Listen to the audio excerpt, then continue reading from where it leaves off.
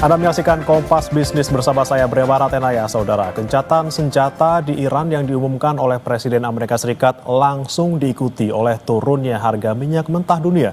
Sebelumnya Iran mengancam melumpuhkan Selat Hormuz sebagai jalur distribusi laut minyak dunia.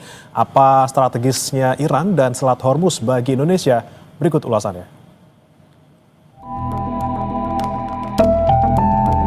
Secara historikal, minyak dan Timur Tengah nyaris tidak pernah stabil. Keduanya seakan diciptakan selalu bergejolak. Perang antara Iran, Israel, dan kini Amerika Serikat terlibat membuat harga minyak mentah dunia naik turun. Fokus dunia saat ini bukan sekadar aksi militer, melainkan keberlangsungan Selat Hormuz sebagai jalur distribusi laut minyak dunia. Ancaman Iran menyerang Hormuz jika terrealisasi dipastikan mengacaukan dunia, termasuk Indonesia sebagai net importir minyak. Ini adalah peta Selat Hormuz, letaknya sangat strategis di Timur Tengah. Punya lebar 54 km, Hormuz merupakan pintu gerbang Teluk Persia sekaligus jalur rantai pasok berbagai komoditas dunia. Reuters bahkan bilang selat ini berkali-kali menjadi pusat ketegangan dunia dalam 10 tahun terakhir.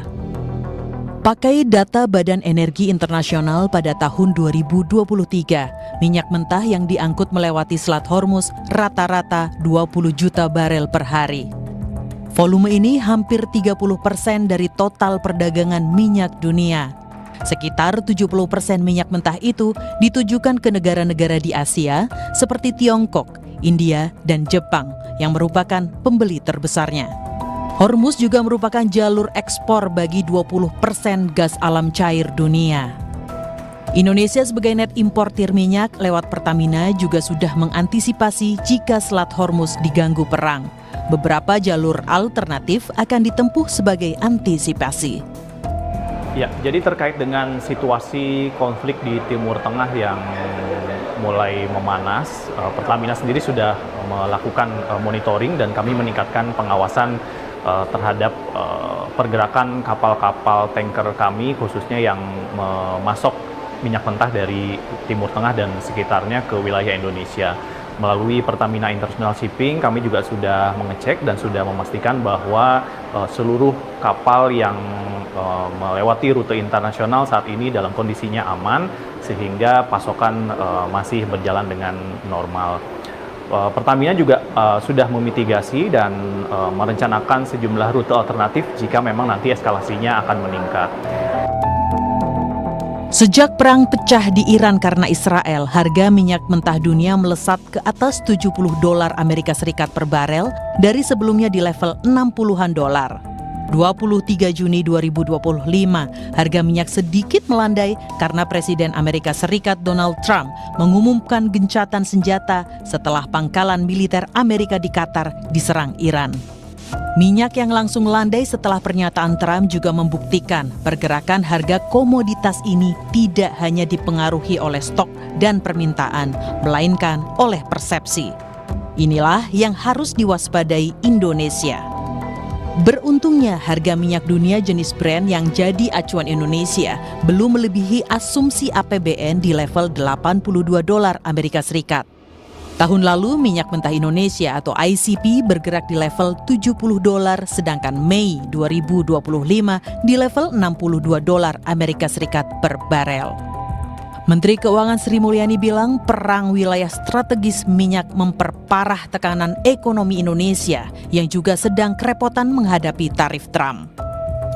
Ditambah dengan berbagai kebijakan-kebijakan makro, terutama di bidang fiskal negara-negara maju, dan kemudian ditambah dengan kondisi geopolitik dan security yang sangat negatif, menegang dan bahkan sudah pecah perang yang menimbulkan kemudian ketidakpastian komoditas, supply chains, ini semuanya menghasilkan dua risiko yang immediate. Risiko pertama adalah ketidakpastian harga cenderung naik, seperti harga minyak yang naik. Namun di sisi lain, dari sisi perekonomian global akan cenderung melemah. Jadi kombinasi kenaikan harga-harga karena disrupsi geopolitik dan security itu menyebabkan tekanan harga berarti inflasi naik, namun dikombinasikan dengan ketidakpastian yang menyebabkan ekonomi global melemah.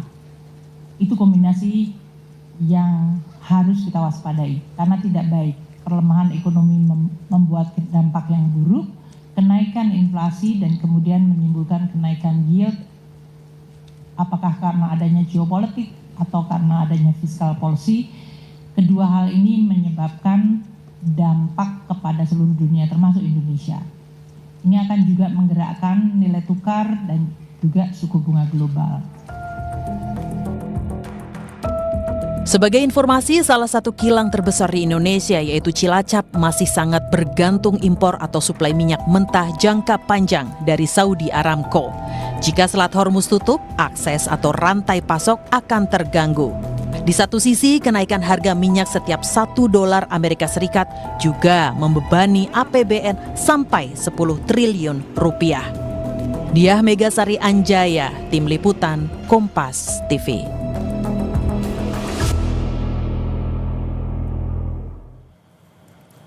Menteri Keuangan Sri Mulyani bilang perang pasti menjatuhkan resiko ekonomi bagi Indonesia. Kerugian apa yang mungkin dirasakan masyarakat Indonesia? Apakah harga BBM beresiko naik? Kompas Bisnis akan bertanya ke Kepala Ekonom Bank Sentral Indonesia. Maksud kami Bank Sentral Asia, David Sumual. Selamat pagi, Pak David. Selamat pagi, Mas Bre. Ya, Pak David, kita sebelum ke Iran ke Amerika Serikat dulu. Ini kalau kita lihat secara historikal, ini kalau misalnya data ekonomi Amerika Serikat lagi jelek-jeleknya nih Pak. Kemudian yang salah satu yang terbaru ini adalah defisit anggaran yang tembus sampai 1 triliun dolar Amerika Serikat. Kemudian muncullah perang di Timur Tengah. Apakah ada nih Pak korelasi antara data ekonomi yang buruk dari Amerika kemudian dengan pecahnya perang?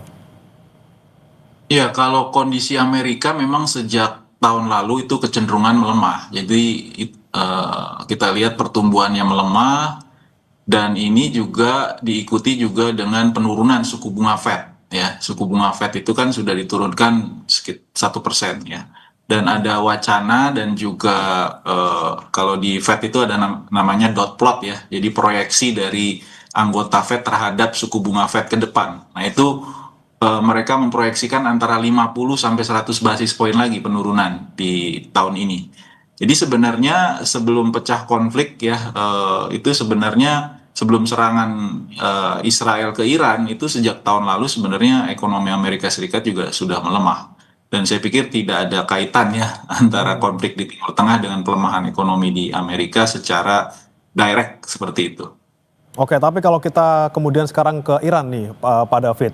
Ini Trump mengklaim akan ada gencatan senjata total beberapa jam ke depan. Nah, kemudian pagi ini kita lihat harga minyak mentah langsung landai nih. Dari kemarin kita pantau kalau Brent nih sekitar 78, kemudian pagi ini ke 67, nih Pak. Ya. Apakah ini buktinya bahwa harga minyak ini tidak mutlak dipengaruhi oleh supply and demand? Apakah karena ada asumsi saja seperti itu?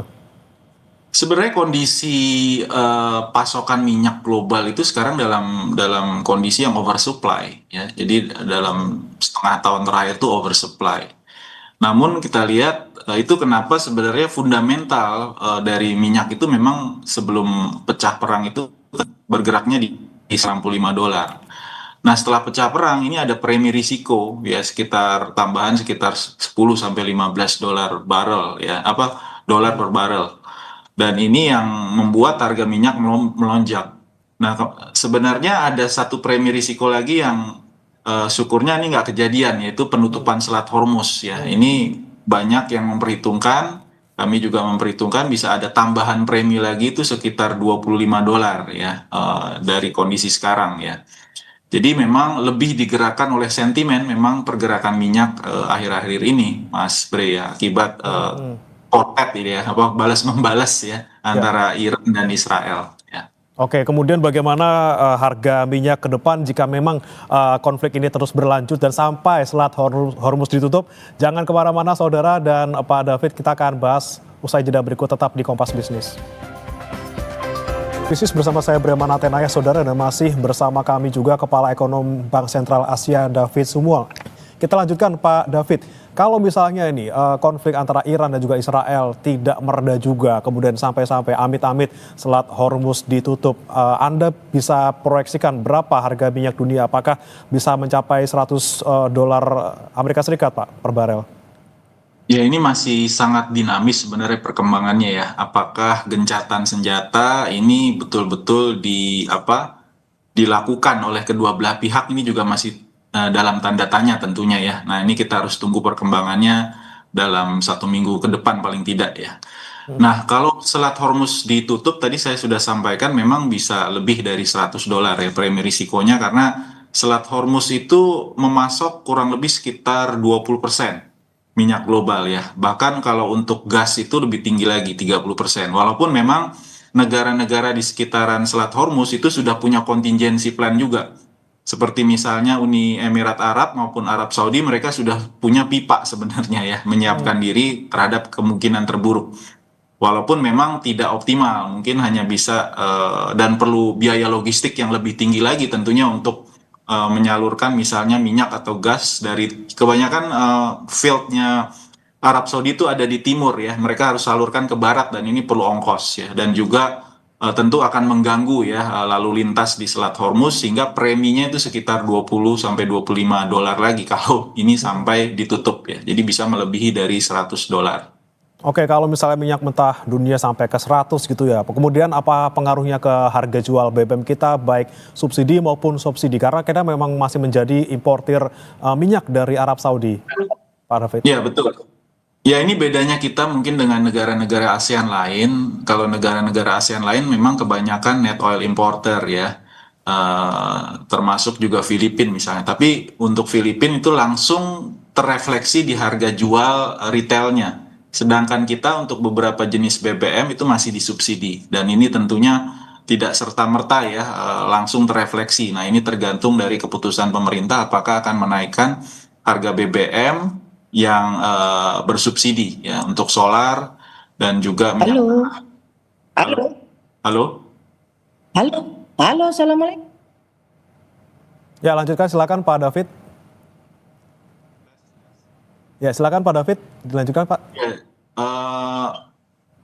jadi kalau kita lihat ini tidak serta-merta ya, jadi tidak serta-merta akan naik harga minyaknya seperti negara-negara tetangga lain. Jadi impact-nya ini masih terbatas ya. Kalau misalnya harga minyaknya sampai 100, tentu ini akan membebani APBN ya. Jadi akan ada tambahan subsidi BBM dan kompensasi ya. Dan ini mungkin kritikalnya di atas $90. Dengan asumsi juga kursnya juga masih bergerak di sekitar 16.500-an, Mas Bre. Oke, nah ketika kemudian APBN kita ditekan oleh misalnya harga minyak dunia naik, kita harus kasih subsidi lebih besar lagi, kemudian rupiah juga kemudian semakin melemah nih Pak David. Apakah ini juga semakin membuat APBN kita ini semakin tertekan gitu Pak dengan kondisi ini? Ya, ini mungkin perlu penyesuaian pada akhirnya. Kita kan sudah mengalami beberapa skenario yang mirip ya dulu ketika harga minyak meningkat ya. Ini konsekuensi negara yang memang sekarang itu kita mengalami net oil importer ya. Kita kan produksinya kecenderungan terus menurun dari sisi produksi, itu sekarang hanya antara 500 sampai 650 ribu barel per hari. Sedangkan konsumsi ini trennya naik terus ya. Tiap tahun naik ya sekitar 5-10%, itu sekarang posisi di sekitar 1,2-1,3 juta barel. Jadi per hari. Nah, ini yang tentunya jadi PR kita bersama, bagaimana mendiversifikasi juga mungkin dari sisi sumber energinya ya. Dan nah, ini peran dari pemerintah juga untuk mendorong eksplorasi dan eksploitasi energi yang lain ya. Energi yang lain kan banyak nih, mulai dari energi terbarukan, energi geotermal, lalu juga batu bara dan lain-lain, yang sehingga energi mixnya jadi buat Indonesia risikonya bisa kita kurangi ya, kemungkinan terburuk dari kenaikan harga minyak misalnya. Oke, bisa cari alternatif sumber lain ya Pak ya. Kemudian tapi kalau kita lihat proyeksi rupiah sekarang ini Pak, kemudian apa Anda lihat jangka panjangnya gejolaknya seperti apa? Apalagi misalnya sekarang investor asing lagi ragu-ragu gitu ya untuk ke Indonesia, pasar keuangan kita lagi seperti ini gitu ya di negara-negara berkembang ini. Seperti apa Anda melihatnya? Ya tentunya kalau untuk rupiah ini selain faktor eksternal ya tentu dilihat faktor domestik ya. Kalau dari sisi domestik sebenarnya pertumbuhan kita masih relatif baik ya. Jadi dibandingkan negara-negara emerging market masih tumbuh sekitaran 5% lah, 4,8 sampai 5%. Nah ini kalau dibandingkan dengan yang lain ya masih sangat atraktif sebenarnya perekonomian kita.